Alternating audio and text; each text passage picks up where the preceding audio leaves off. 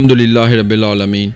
اللہ کریم اس رمضان المبارک کے صدقے، برکتوں والے مہینے کے صدقے اللہ کریم ہمارے رزق میں، جان میں، صحت میں برکتیں عطا فرمائے اور ہمارے دسترخوان کو فراغی عطا فرمائے، آمین۔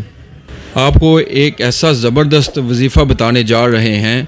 یہ وظیفہ آپ نے کرنا کیسے ہے کہ رمضان المبارک کی چاند رات کو، یعنی چاند دیکھنے کے بعد، مغرب کے بعد، یعنی مغرب کی نماز ادا کرنے کے بعد قرآن پاک کی ایک سورہ مبارکہ ہے جس کا نام ہے سورۃ الفتح، یعنی سورہ فتح کی تلاوت کرنی ہے 3 مرتبہ۔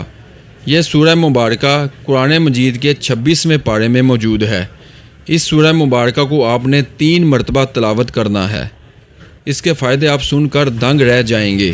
جو بھی رزق کی وجہ سے پریشان ہے، رزق کی تنگی کی وجہ سے پریشان ہے، اس کو رزق نہیں مل رہا یا روزی کا وسیلہ نہیں بن پا رہا، تو اللہ کریم اس سورہ مبارکہ کے صدقے اور اس ماہ مبارک کے صدقے آپ کو غیب سے رزق کا وسیلہ عطا فرمائے گا۔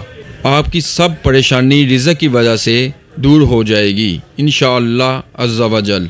رمضان المبارک کی چاند رات کا ایک اور وظیفہ آپ کو بتاتے چلتے ہیں کہ جب آپ رمضان المبارک کا چاند دیکھیں، چاند دیکھنے کے بعد مغرب کی نماز پڑھیں اور مغرب کی نماز پڑھنے کے بعد قرآن مجید کے 30ویں پارے میں ایک سورہ ہے سورہ قدر۔ سورہ قدر کی 21 مرتبہ آپ نے تلاوت کرنی ہے۔ سورہ قدر کی 21 مرتبہ آپ نے تلاوت کرنی ہے نماز مغرب کے بعد۔ اللہ کریم کی طرف سے اس کی اتنی برکتیں ہیں کہ آپ اللہ کا فضل تلاش کرتے رہیں گے، لیکن آپ کو اتنا فضل ملے گا کہ آپ حیران رہ جائیں گے۔ رمضان المبارک کی چاند رات کا یہ بہت ہی نایاب وظیفہ ہے۔